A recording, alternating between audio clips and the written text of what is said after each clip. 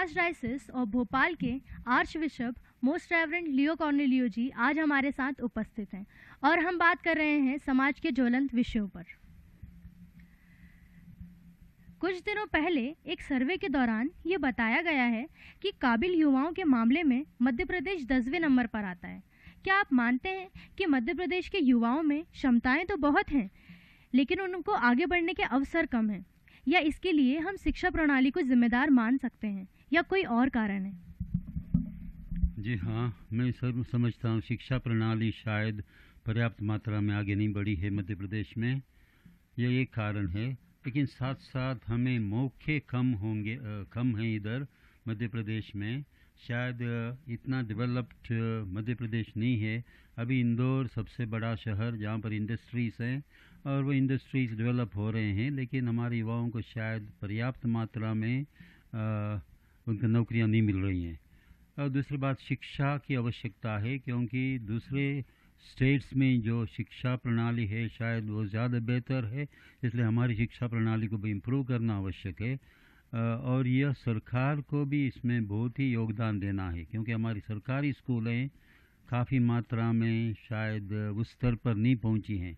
Private schools, private colleges काफ़ी अच्छे कर रहे हैं, लेकिन यह पर्याप्त नहीं है, क्योंकि वहाँ पर फीस ज़्यादा है। काबिल युवा हो सकते हैं, लेकिन उनके पास धन नहीं है फीस पे करने के लिए, तो शायद उनको वो काबिलियत नहीं मिलती है। इसलिए मैं समझता हूँ पूरे शिक्षा स्तर को आगे विकसित करना ज़रूरी है सरकार को। और दूसरी बात, यहाँ पर इंडस्ट्रीज़ बढ़ने हैं जिससे कि हमारे युवाओं को नौकरी भी मिले, यह बहुत ही आवश्यक है। जैसा हम जानते हैं कि इस देश में रहने वाली हर लड़की इस देश की बेटी है, लेकिन समाज में बढ़ रही बेटियों के प्रति अपराध की बढ़ती घटनाओं और लोगों की घिनौनी मानसिकता के कारण उनके सपने टूट रहे हैं। देखिए, यह एक बहुत ही कॉन्ट्रडिक्टरी बात है। एक तो भारत में स्त्रियों का आदर होता है, देवी माना जाता है, और दूसरी तरफ से इस प्रकार के अत्याचार होते हैं। मानसिकता को बदलना बहुत ही आवश्यक है, मनुष्य की मानसिकता। पुरुष को यह नहीं सोचना है कि वह स्त्रियों पर अपना अधिकार जमा सकता है। स्त्रियों का बराबर आदर करना है। पुरुष और स्त्री एक दूसरे के पूरक हैं, यह समझना हमारे लिए आवश्यक है। यह बात जब तक हमारे मन में नहीं आती, तब तक हम स्त्रियों का और कमज़ोर वर्ग का आदर नहीं करेंगे। ईश्वर ने सबको समान रचा है, स्त्री और पुरुष एक दूसरे के पूरक रचा है। इसलिए मैं समझता हूँ हर एक व्यक्ति को दूसरे का आदर करना है। हम जरूर गरीबों का, कमज़ोरों का, बच्चों का शोषण भी करते हैं। यह सभ्यता नहीं है। भारत की सभ्यता बहुत ही पुरानी है। उस सभ्यता को समझना और हमें उस सभ्यता के अनुसार चलना, आज का वातावरण, आज का माहौल यह शायद करने को लोगों को प्रोत्साहित नहीं करता। सब स्वार्थ के रूप में सोचते हैं, तो अपनी ही भलाई सोचेंगे, यह सोचना नहीं चाहिए। मैं नहीं सोचता हूँ कि बहुत से लोग इस प्रकार स्वार्थी हैं, लेकिन कुछ लोगों के स्वार्थ के कारण दूसरे भी शायद प्रभावित होते हैं।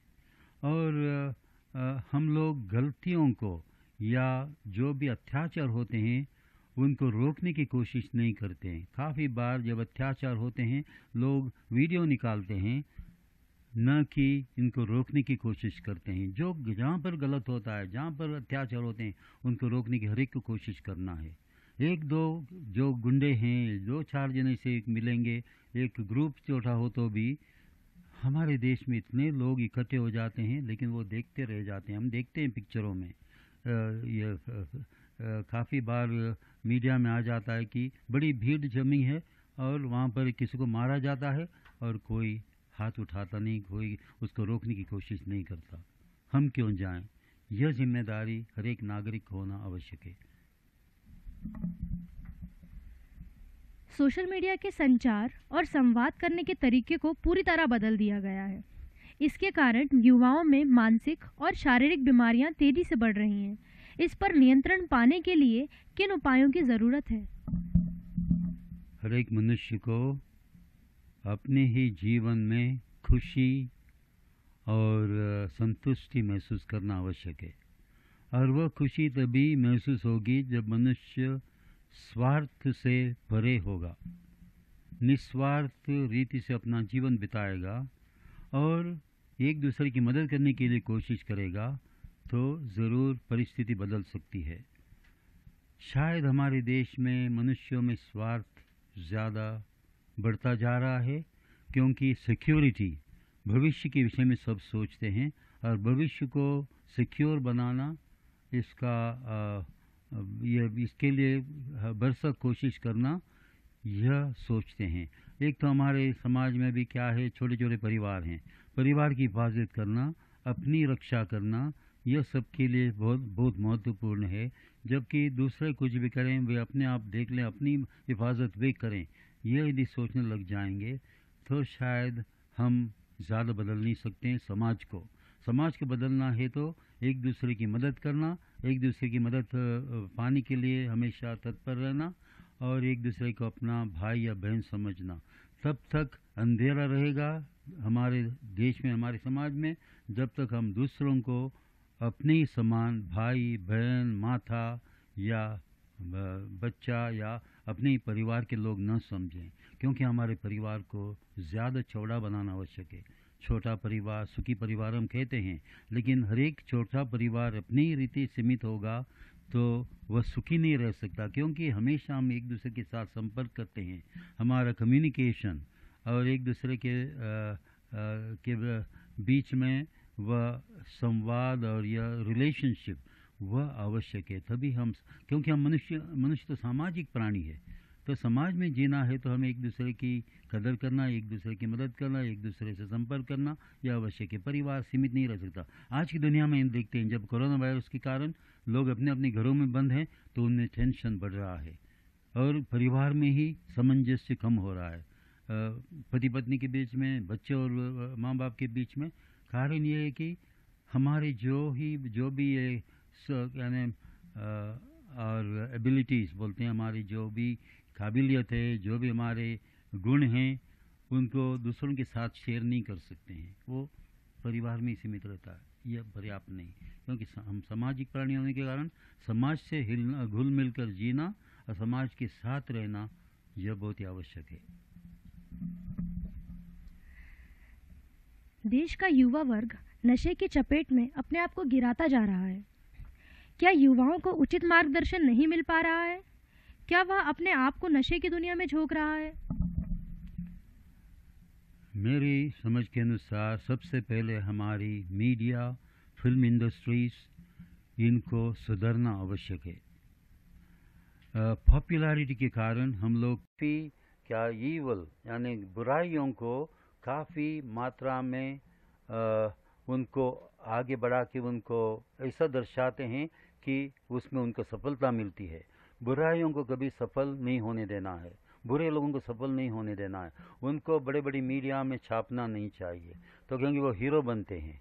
हाँ, सचमुच में ऐसे लोग तो ज़ीरो कहे जा सकते हैं, ज़ीरो होनी चाहिए, लेकिन उनको मीडिया इतना बढ़ावा देती है कि लोग सोचते हैं बुराइयों से, क्योंकि बुराइयों से नाम कमाना बहुत आसान है। अच्छाइयाँ करके, भले कार्य करके नाम कमाना आसान नहीं है, बहुत समय जाता है। इसलिए लोग आजकल गुंडागिरी करके, और हमारा शायद समाज भी इस प्रकार गुंडागिरी को ज़्यादा बढ़ावा देता है।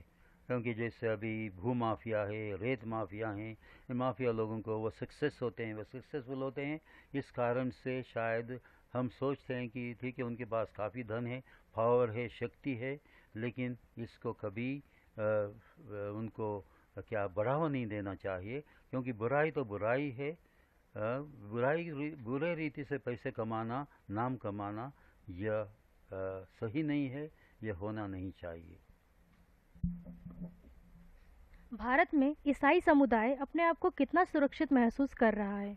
क्योंकि विगत दिनों कुछ संगठनों और लेखकों द्वारा समाचार पत्रों में मिशनरी पर आरोप लगाए जा रहे हैं कि वो आदिवासी और पिछड़े इलाकों में धर्मांतरण का कार्य कर रहे हैं, जबकि हम जानते हैं कि मिशनरी संस्थाएं निस्वार्थ सेवा के लिए जानी जाती हैं। तो क्या उन पर इस प्रकार के आरोप लगाना कहाँ तक ठीक है?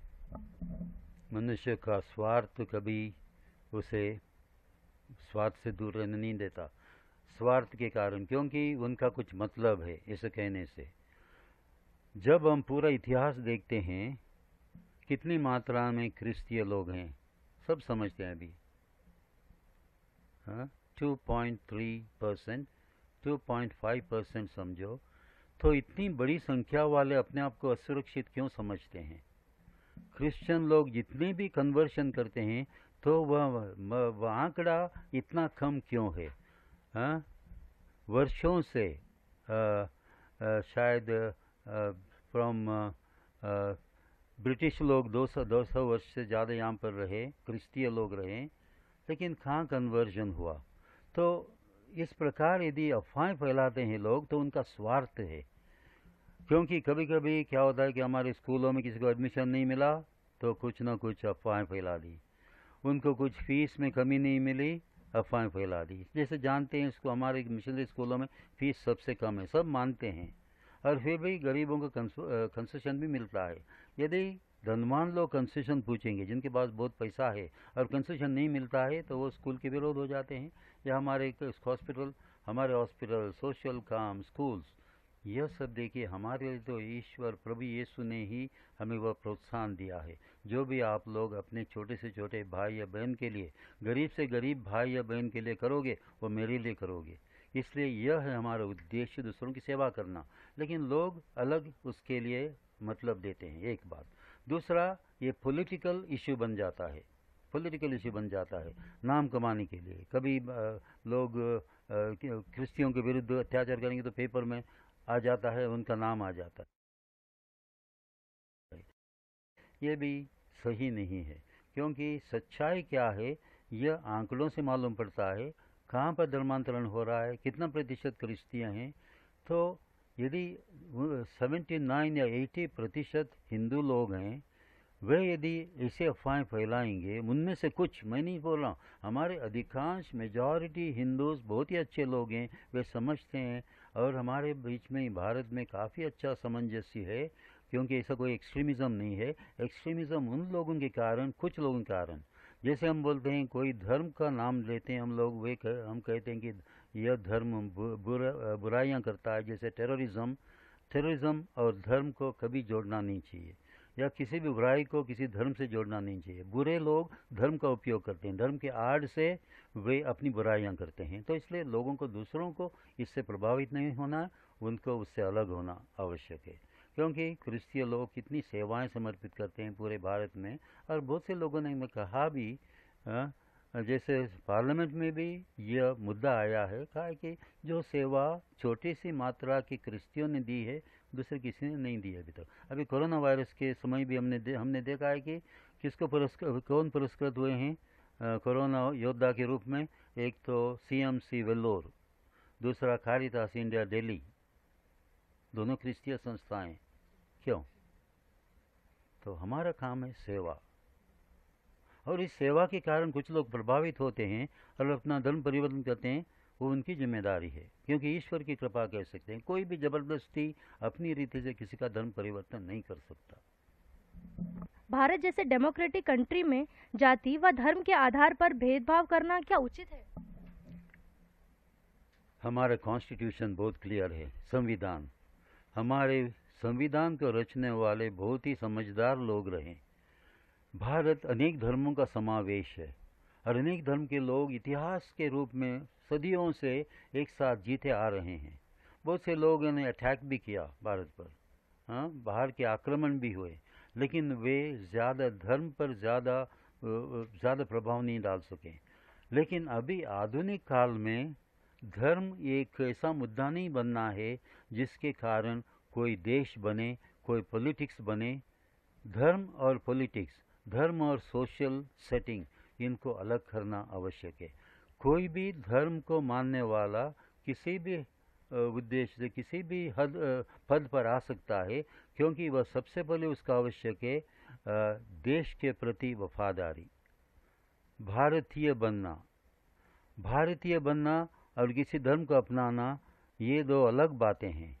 इसमें कोई एक तरह का संबंध नहीं जोड़ना चाहिए।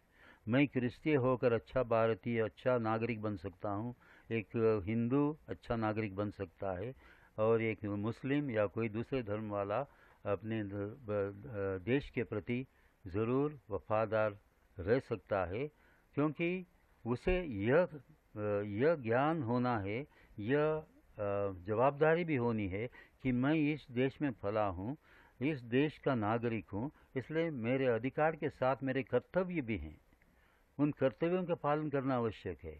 किसी तरह का फूट पैदा करना, किसी तरह का धर्म के कारण अंतर पैदा करना, यह देश के प्रति भी अपमान है, क्योंकि देश में अखंडता, एकता को बनाए रखना, देश को मजबूत बनाना और किसी भी वैरी या शत्रु के विरोध में लड़ने के लिए तैयार रहना या अपने देश की अखंडता को कायम रखना, यह हर एक नागरिक का कर्तव्य है। और धर्म के कारण इस प्रकार का भेदभाव नहीं होना चाहिए। और ये सरकार को भी जानकारी लेनी है। भले ही सरकार के लोग किसी भी धर्म के हों, लेकिन उनको एक साथ कार्य करना और देश की प्रगति के लिए भरसक प्रयत्न करना। आपके बहुमूल्य समय के लिए बहुत बहुत धन्यवाद।